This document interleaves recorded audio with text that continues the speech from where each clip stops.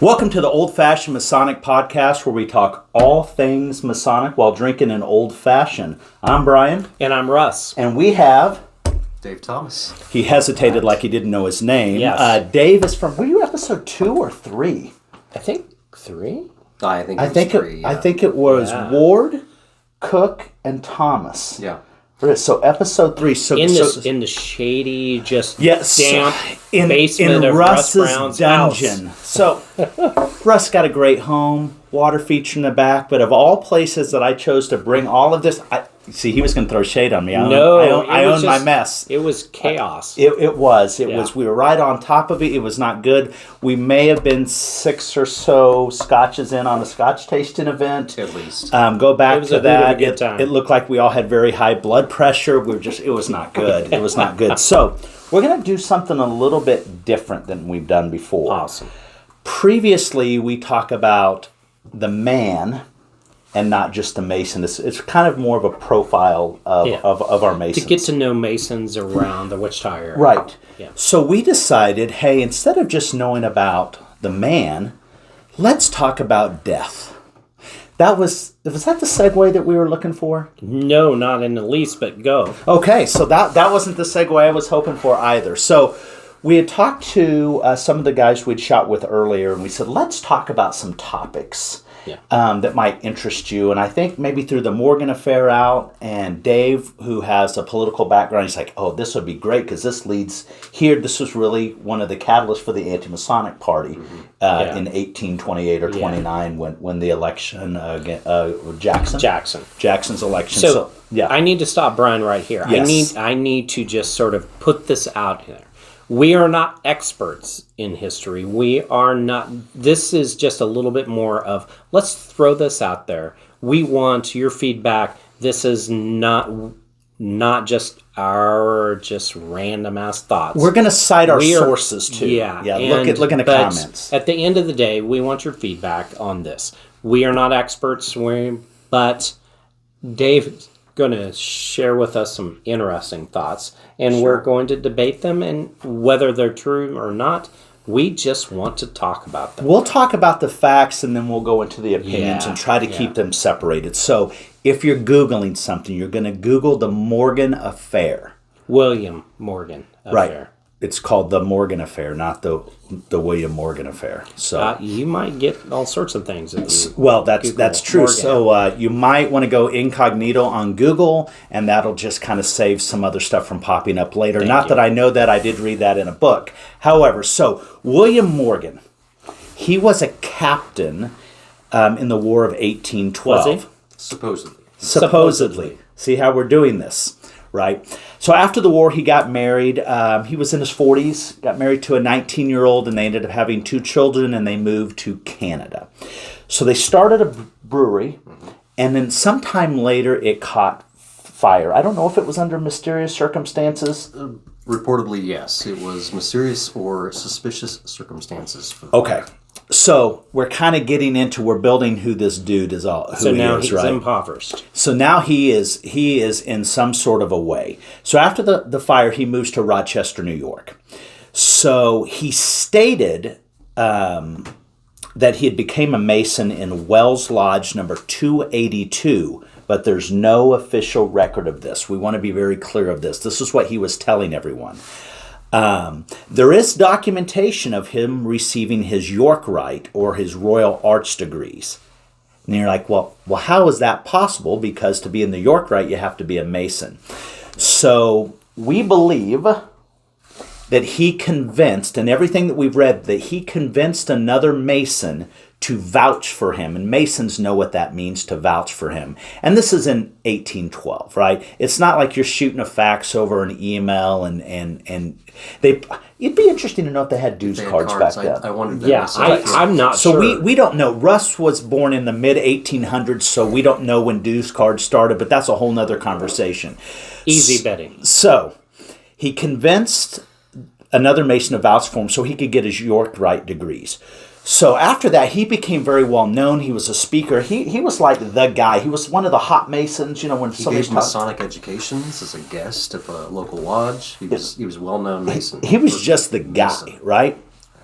So then later on, some questions started to be coming up about his legitimacy of being a Mason. So much that he was pushed or left out of some Masonic things, even left off of at least one charter of an organization. And frankly, he was pissed. He was upset. So he got with another, I'm going to say Mason because he got his first degree, and that's verifiable, with David Miller. Mm-hmm. He was a publisher? He was publisher, printer, editor of a newspaper. Okay. Very much into the printed word. Right. And as you said, he was a first degree, but he never went past that. Reportedly, he was rejected by the Masons for character issues. So those who aren't Masons, when you go to petition to become a Mason, there's a process, and you're investigated, and then the lodge has to vote whether you should move on and take your degrees. Well, in between the degrees, you can be shut down at any time. And so basically what we believe in our research is he became an entered apprentice. But I think some things I read, he was a drunkard, right? Yeah, and right along with Morgan as well. Morgan is notorious for his alcoholism. Hence the brewery. The brewery.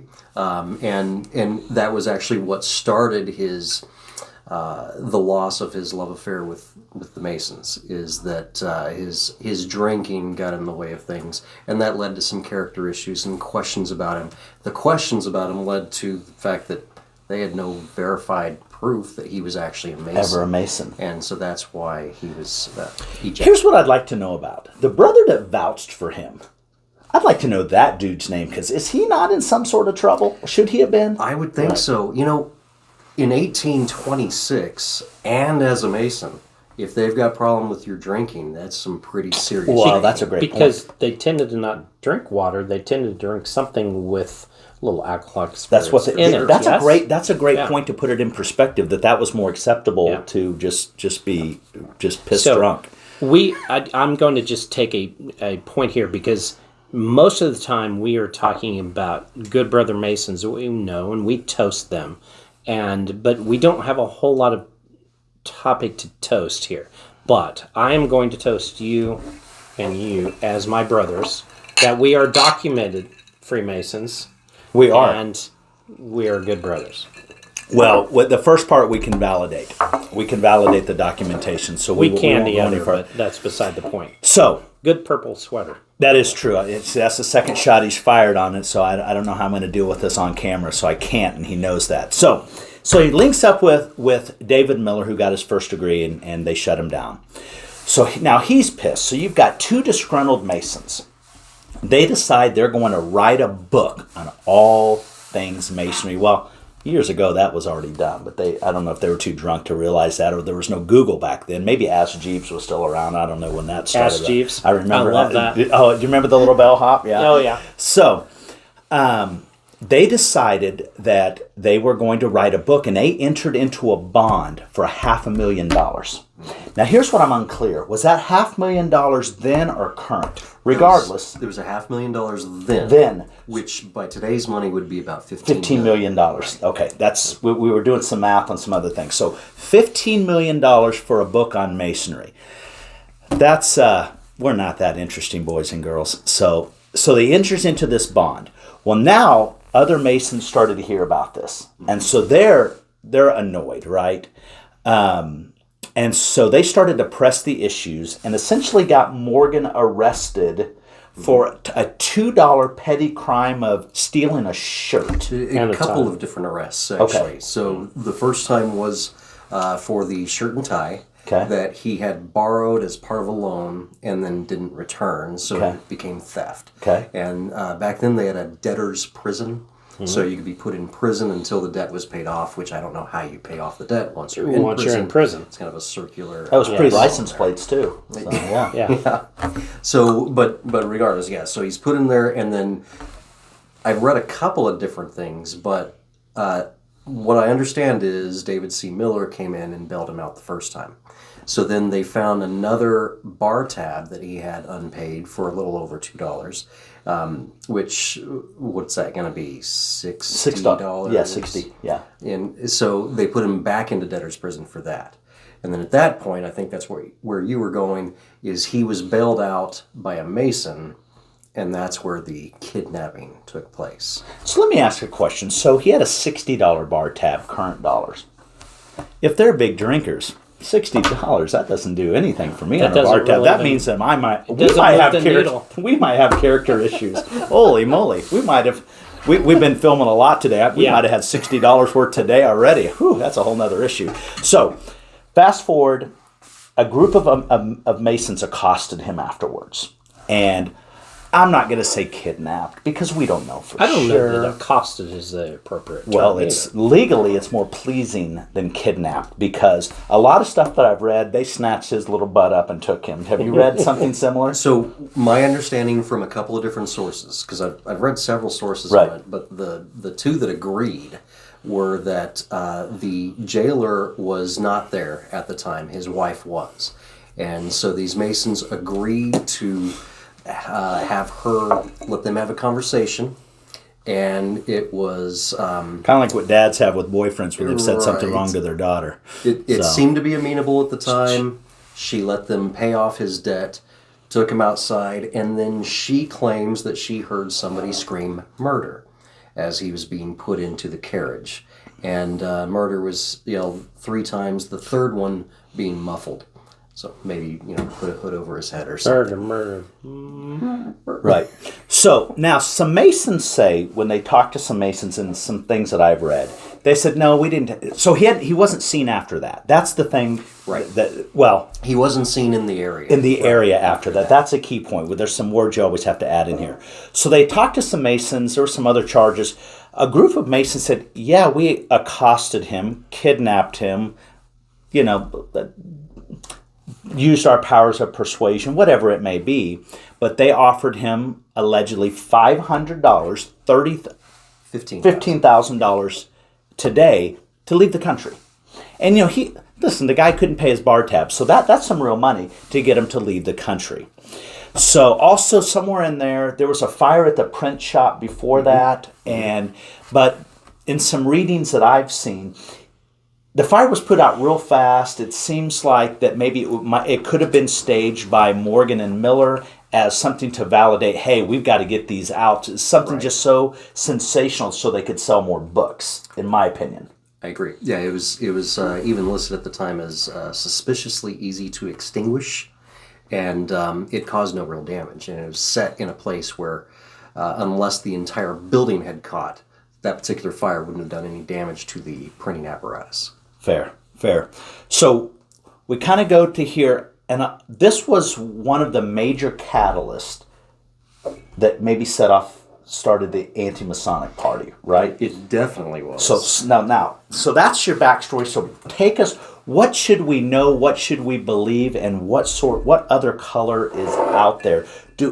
Can we agree on this? From what we've read, William Morgan is not somebody that we would want to be a Mason and a representation of us. I think we could agree with that. His reputation for alcoholism was renowned in several different towns that he lived in.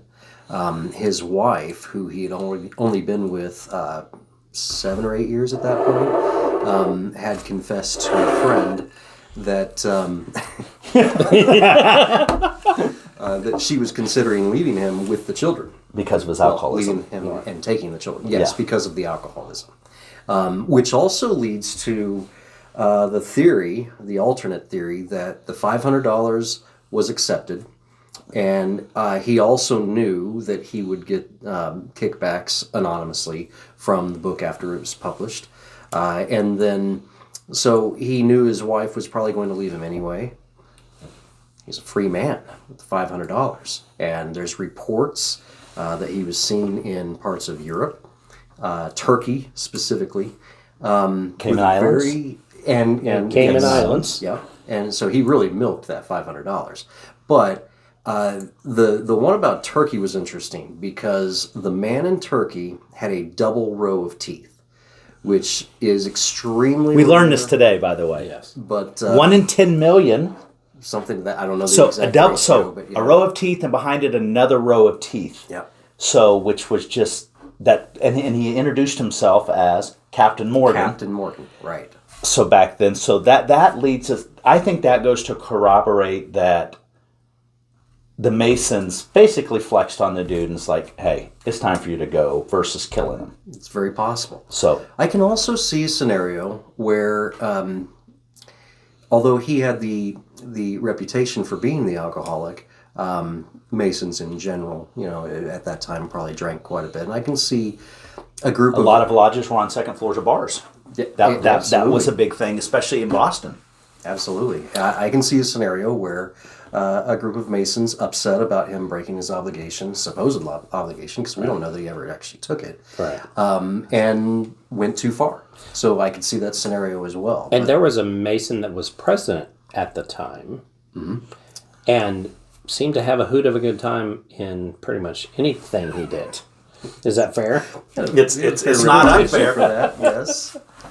So yeah, I can see both ways. There's a number of different theories out there, and there was never a body that was confirmed to be his.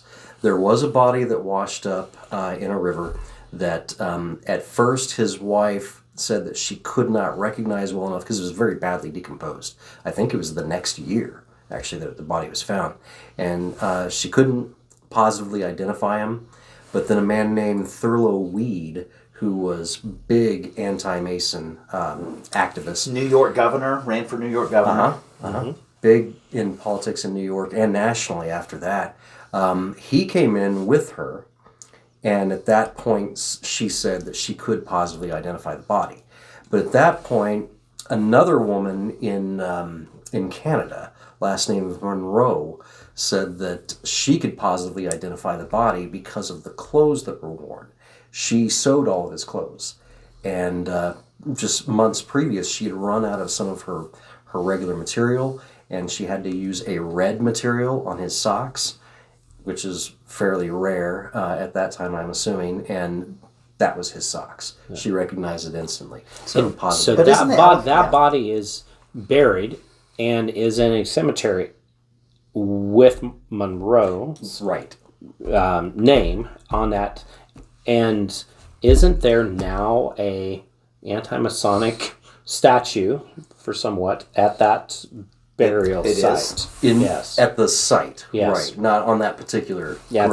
At the site. Right. There was another body unearthed in 1881. Check my notes. Yeah. So 55 years later.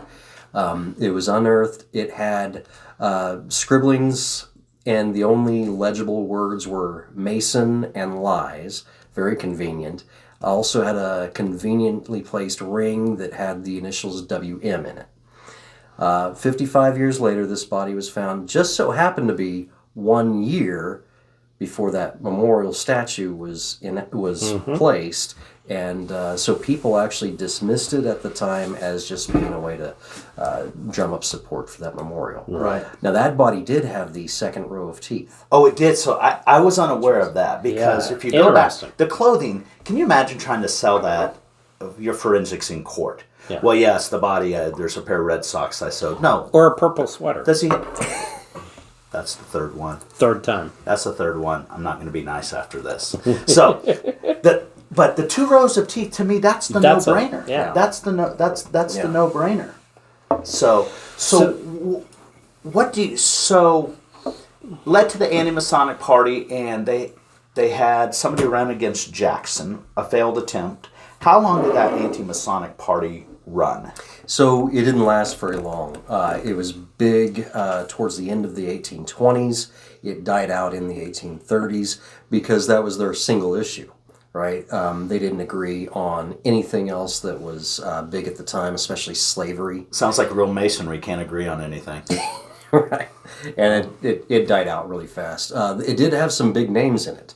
Millard Fillmore, for one, who later would become president under a different party. But it was it was such a big movement, this anti-Masonry movement after the Morgan affair, that it was the first third party in America, third political party. So it had a lot of support. It just fizzled out because they couldn't agree on anything else. Really prior to the Morgan affair, there were publications, anti-Masonic publications, and they purported to tell the secrets of Masonry. But for the most part, criticisms of Masonry were in a setting like this, just between people, and not really well published. But after that, it was a big deal. President John Quincy Adams was sort of an anti-Masonic believer as such, but was he ever a part of this movement as such? Yes. He was, as I was saying, kind of under the radar, anti-Masonic before the affair. Afterwards, he was very public with it. He was a big supporter of the Anti-Masonic Party. Nobody ever got elected out of the Anti-Masonic Party, except for in Vermont. They did. But they screwed up the votes like the independents do now. Just super annoying. Yes. I digress. Sorry. Stop doing that, independents. Easy, Betty. But yeah, no, it was a big deal. And regardless of what the truth is about the Morgan affair, whether, some overzealous Masons did actually commit a murder or whether it was all staged. Because there was some sentencing that was done. We didn't really go into that. There were several Masons that were sentenced to some crimes, but there was nothing close to murder. 28 months was the longest sentence, and that was for Eli Bruce, who was the sheriff at the time. He was convicted of conspiracy. And so that word's important, right? Because people love a conspiracy theory, and it was rampant prior to the affair. But this was the first thing that they could actually say, this is a conspiracy. Because, it was actually in the letter of the conviction. Well, we could agree on that. We may not agree that there was a murder, but we can agree that there was a conspiracy to shut him up. For sure. Right. For sure. And trumped up charges of $2 debts and setting a fire to the printing shop, whether that was the Masons that did it or a ruse. Either way, there was a concerted effort by Masons to shut him up, for lack of a better term. So, the things that I've read, one, we can't really identify when this guy was born. We sort of assume that he was born in Virginia. Yeah. Then what he said and what I've read is that he became a Mason in Canada, but there is no documentation of it. So there's two theories. One says Canada. One says that the Wells Lodge number 282 in New York. But was that not the York Rite part of that? Well, or not? It's muddy. Know. Unless you have a different opinion. My understanding was Canada is where he claimed to have been raised. Okay. So when you go back and look at these things, popular Masons of the time, a lot of them, you tend to know exactly where they were raised, a master Mason. Mason. Records. And all of a sudden, this guy sort of shows up. He seems to just sort of be on that fringe of... Think about Pike. Yeah. We have the book at Pike. The book that we open up, the big safe that nobody knows how to open except for like 4 people. Yes. We pulled the book out. It's got every Mason's signature from 1895 in there when they had beautiful handwriting, by the way. Guys, it was super impressive. We looked at that one day. Were you in there? When I signed I was afraid to touch the pages. Yes. No, the book. I wanted to bring that up. I'm glad there are 4 men and Masons in this room right now. You signed the book? I did. You signed the book? For sure. I'm a member of Aber Pike. I didn't sign the book because it wasn't my own lodge. Because you weren't raised in it. So I know. You signed the book. I know. We've got somebody off camera. Jim Holber is off to the side. Yeah. He signed So 3 of the 4 guys signed that book. What's really interesting about that, and I'm glad you brought that up, is because if you wanted to see what who the members were, obviously today we have a database on the computer, but you still sign the original book. Yes. And that book is how old? 1895. Yeah. Right. So it's old. But we... I love that. He didn't want to do the math. I didn't either. He's not even going to. So, but what would you do if you wanted to erase somebody from history at Albert Pike? you can't go in and just scratch it out. I mean, that's how they used to, take people out of things, is they would strike your name, right? Okay. So if you really wanted to erase somebody, you would have to basically take that page out of the book. And you'd lose that whole... You'd lose all years of that. I mean, right? but you could lose years out of that. You'd lose everybody on the front and the back of that page, Right. unless you got everybody to agree to come in and re-sign their name. It's very hard to delete somebody. So what's your opinion? Is your opinion he was or was not ever a Mason? I think even the historical consensus is that he was not a Mason. I agree. And that leads to a couple of things. So number one, we talked about supposedly being a captain. Right. So he talked to, or any friends that he would meet along his journeys from Virginia, he would tell them that he was in the War of 1812 and that he received promotions to the point of captain. There were several people from Virginia in the War of 1812 with his name. Nobody was an officer. And so there's another example of him being a liar. Mm-hmm. Right, and one of the character flaws, and this is again unsubstantiated, one of the character flaws that was reported was that he constantly lied. He was a habitual liar, and could be the alcoholism as well as anything. It leads narcissism, to that, the alcoholism. Yeah, sure. And so you start to create a pattern there where you lie to everybody you meet about everything. Mm-hmm. It's not too far fetched to say that he wanted to.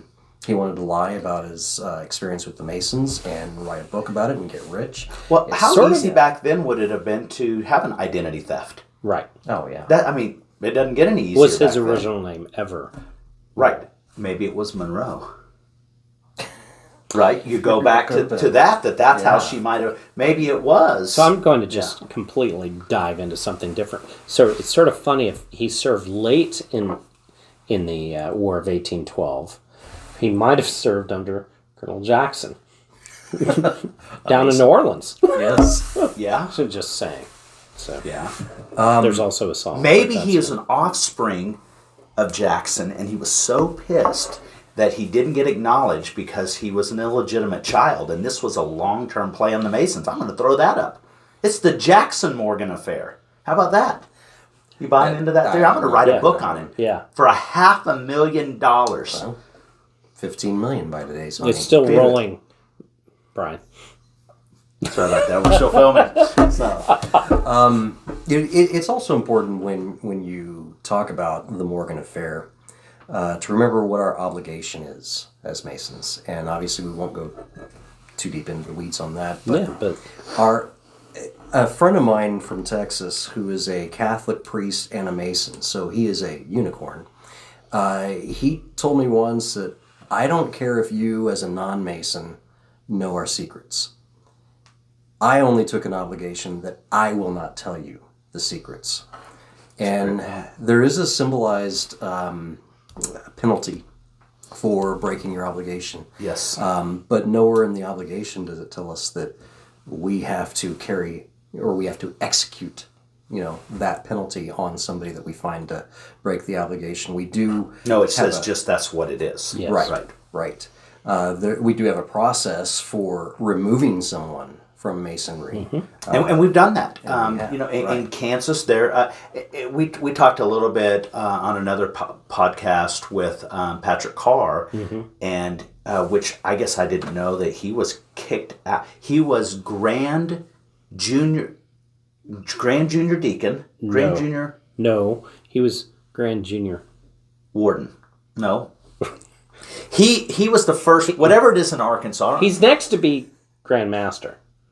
Is that right? Yes. And he was kicked out. Yes. Kicked out. 28 years suspension or 20-some year silly suspension without due process. So when somebody in Masonry, every jurisdiction is just different, but if you file Masonic charges, everyone has to, there's a due process. Yes. And I think that the Grand Lodge of Kansas does a nice job. We may not always agree with the outcome, but I think that they do a nice job. I think sometimes they almost lead to the accused to really give them a right to prove themselves to be. Right. And I think that's a good thing. And again, the Grand Lodge of Kansas are the Masons of Kansas. Right. Exactly. But I think that, you've probably seen and heard more about Masonic charges more in the last 5 years than you probably had in 25. Yes. Sometimes it seems like they get slung around, but I think it's important to maintain the integrity. But the other side of it is, I think a lot of stuff you can just go up and say, dude, what in the world are you doing? Yeah. I Man mean, to man. Yeah, and I think that's a lot of Yeah. problems that, Yes. there was a recent one in the last 3 or 4 years that some Masonic charges got filed. And frankly, if that particular brother would just lay low for a while, he had some other stuff going on in the world, he'd probably still been a Mason. Yeah. Yeah. And I think that's part of that problem, because specifically on that one, I had that conversation. Like, you just need to chill the hell out for a while. Yeah. So regardless, there's a process for it, and it doesn't include us, dropping somebody into a river. That's fair. That's fair. Fair. We don't have a lot of great water sources in our area, so that's specifically why that's here. But yeah, you're right. It doesn't. And we can't drop them off a cliff either in Kansas. Not a lot of good cliffs here. No. That's true. That's true. But that is purportedly that's what happened to him. So we're going to leave it to you on the Morgan affair. There's going to be some folks that have researched this and have some different opinion. But what say you? I think we all agree Morgan was not a good reflection on Masons, but did he take the $500 and head to Morocco and open up a hookah shop? Or did he get bagged up in a black Glad bag with some bricks and thrown in the bottom of the river? With a cat.